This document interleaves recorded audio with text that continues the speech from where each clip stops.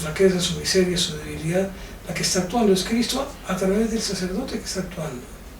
Cuando el sacerdote absolve, es Cristo quien absolve. Cuando el sacerdote bautiza, es Cristo quien bautiza. Cuando el sacerdote consagra, es Cristo quien consagra.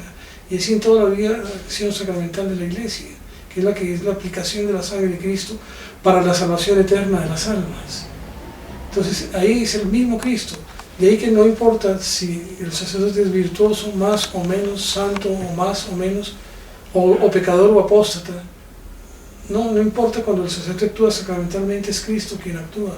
Como dice San Agustín, Pedro bautiza, Juan bautiza, Judas bautiza, es Cristo quien bautiza.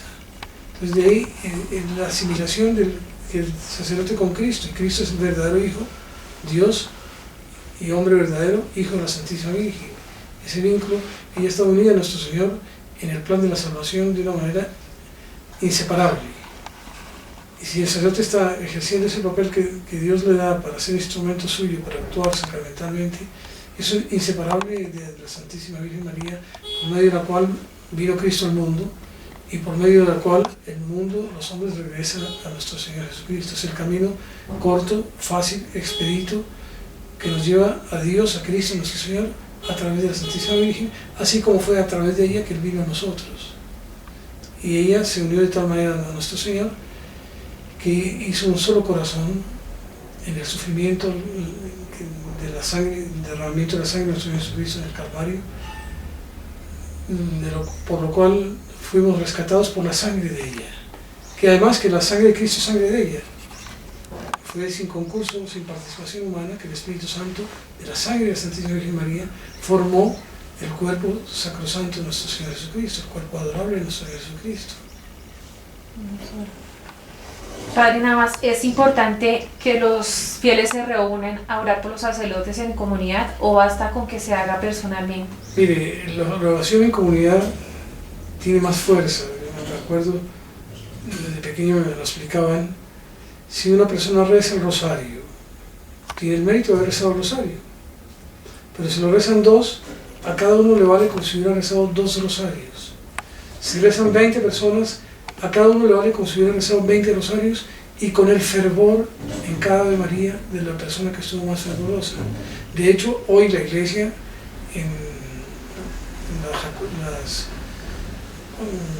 cuando da las indulgencias plenarias, en la lista de las indulgencias plenarias oficial, figura para ganar indulgencia plenaria diariamente el rezo del rosario en grupo. Un grupo que reza el rosario con las debidas condiciones necesarias para ganar la indulgencia plenaria, cada uno gana la indulgencia plenaria. Y como le digo, cada cual tiene el mérito de haber rezado el número de rosarios de acuerdo al número de personas que se reúnen a rezar.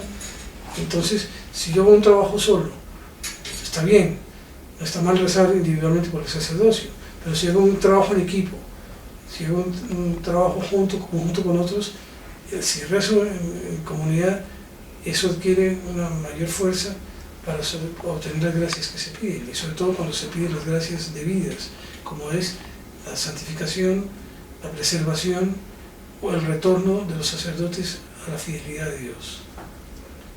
Padre Navas, ¿hay algún mérito en especial orar en las horas de la madrugada, en la noche, cuando pues todo es pasividad y descanso? Cuando está actividad y descanso para los gentes de bien, trabajadores, pero es una actividad y acción maligna del príncipe de las tinieblas. El demonio no descansa, como decía el abuelito de un amigo, el demonio no duerme ni deja dormir. Entonces hay ciertas horas donde muy probablemente se está ofendiendo más a Dios. Entonces, contrarrestar ese desamor, esa ingratitud de los hombres por oración nocturna es una buena cosa. Y me acuerdo que en el seminario había un sacerdote mayor de 80 años, era matemático, todas las noches, a medianoche, iba de 12 a 1 de la mañana a rezar frente al sagrario. Y él decía que cuando el monseñor le dijo que no se matara tanto, que estaba ya muy enfermo, muy mucha edad, él le dijo: no sabe cuántas gracias obtengo yo para el seminario y los seminaristas con esta hora de oración nocturna todas las noches. Entonces es bueno rezar a toda hora. San Pablo lo dice: oportet semper orare. Es necesario rezar siempre, ¿no? Y nunca desfallecer, nunca desicere, ¿no? Nunca desfallecer y se puede hacer de muchas maneras. Entonces, de ahí de esas oraciones, un día comprenderemos, dependió la conversión de muchos o la preservación de muchos. Es una arma espiritual la oración, ¿no? Para fortalecer la fe, para fortalecer las virtudes, para desagraviar a nuestro Señor, para reparar por los otros, para dar gracias. Son deberes que tiene el hombre: adorar a Dios, darle gracias, desagraviarlo, consolarlo, pedirle perdón por sí mismo y por los demás, y pedirle nuevos bienes, especialmente la gracia de conservar la fe en un mundo que está perdiendo aceleradamente la fe, un mundo que está hundido, sumergido en la apostasía, es decir, el abandono de la fe. La oración es muy necesaria.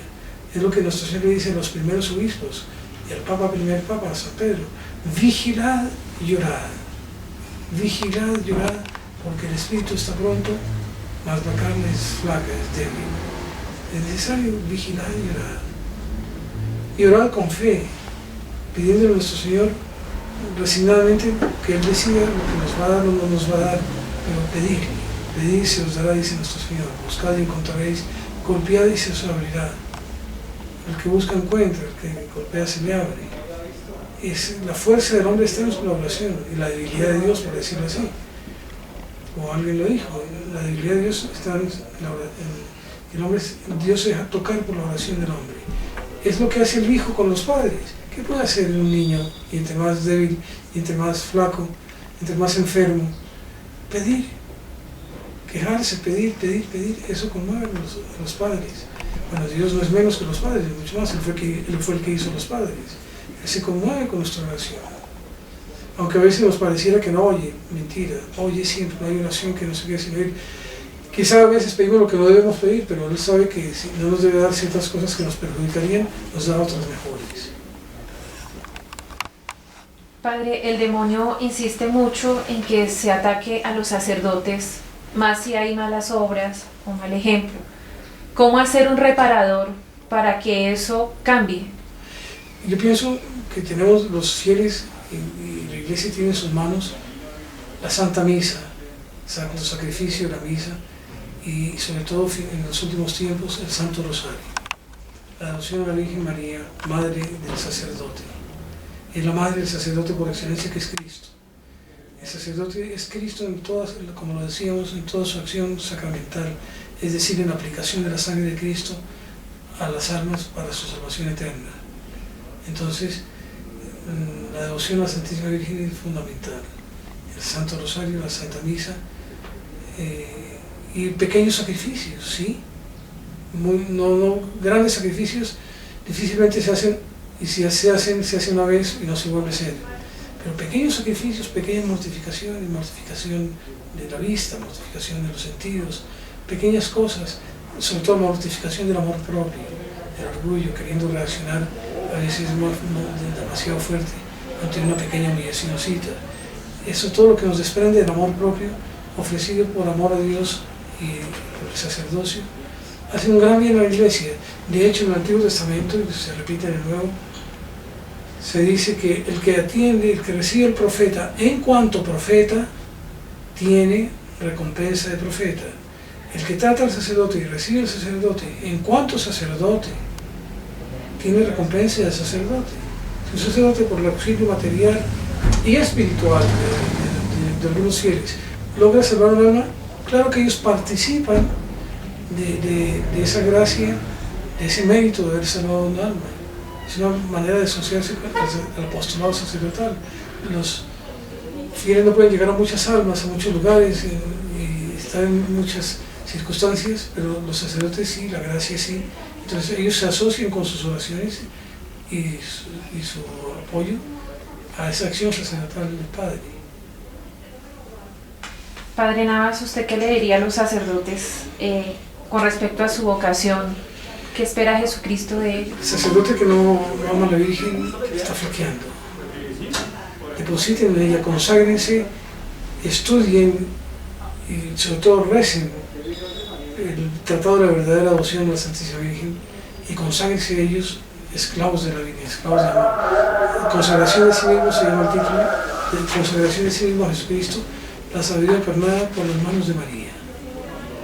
Y después de que ellos hayan detectado, degustado ese alivio, que es consagrarse a la Santísima Virgen como esclavo de amor, naturalmente van a difundirlo entre los fieles. Yo diría, difundan la devoción a la Santísima Virgen María, difundan el rosario, difundan la esclavitud mariana, pongan en ella todas sus esperanzas, todos sus anhelos, todos sus sufrimientos. Sean sacerdotes marianos, que es la mejor manera, yo diría casi la única manera de ser verdadero sacerdote cristiano.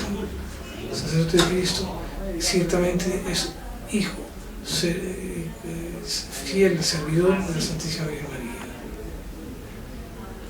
Padre, ¿a los sacerdotes hay que hablarles de Dios o hablarles a Dios de los sacerdotes? Las dos cosas. Si se han desviado y están imbuidos de acción social material, sin discernir el sentido trascendente de la cruz, el sentido vertical, y han quedado con solamente el horizontalismo, como ellos lo llaman, la parte horizontal de la cruz, esa parte horizontal debe ser apoyada en la parte vertical y levantada por ella. Entonces, ese primero Dios el primer servido. Es muy importante ese Dios el primer servido de la divisa de Santa Juana de Arco. Es necesario que se oriente nuevamente hacia Dios toda la acción sacerdotal. Y como consecuencia viene la parte material. Han querido todo lo contrario. Nuestro Señor dice, busca el reino de Dios y su justicia. El reino de Dios es que Dios sea conocido y llamado. Un rey que no es conocido y llamado no es rey de nada. Y por lo tanto, si es conocido, llamado, es obedecido. Ese es el reino de Dios que empieza en el corazón del hombre, en el hogar familiar, en la vida laboral, en el ámbito nacional e internacional. Que Dios sea conocido, llamado y por lo tanto obedecido. Buscar el reino de Dios y todo lo demás, la paz social, el alivio por los flagelos materiales, para las necesidades, el equilibrio armónico de la paz, se dará por añadidura, pero hoy han querido quedarse solamente con la añadidura, dejando de lado o quitándole la importancia a la parte esencial, que es el reino de Cristo, el conocimiento de nuestro Señor Jesucristo y la sumisión a nuestro Jesucristo en todos los órdenes. El mundo de hoy sacó a Cristo, a nuestro verdadero Dios, de su vida privada y pública. Y es la clave de todos los daños que se han dado y se darán mientras no volvamos, como el hijo pródigo, a la casa del Padre, es decir, a la civilización cristiana, a la proclamación pública de los derechos de Dios. Finalmente, Padre Navas, ¿qué invitación le haría usted a los fieles del Instituto del Buen Pastor para hacer la reparación por los sacerdotes? Mire que amen la iglesia. El Instituto del Buen Pastor es una obra de iglesia. Y amando la iglesia, aman el sacerdocio, que es esencial en la iglesia. No hay religión, no hay sin sacrificio. Un sacrificio reparador que une a Dios, que desagrave a Dios.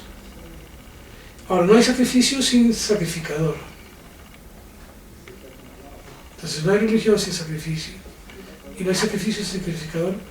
Es el hombre encargado del sacrificio, el sacerdote. Que pida mucho a nuestro Señor, como nuestro Señor nos pide que le pidamos. Pidamos al Señor de la mies que envíe obreros a su mies. Porque la mies es mucha y los obreros muy pocos. Y más en esta onda diabólica de apostasía sacerdotal. Lo que está en juego es la condenación de muchas almas. Lo que está en juego es la eficacia de la sangre de nuestro Señor Jesucristo para las familias, para los individuos, para las familias, para las naciones. Eso es lo que está en juego.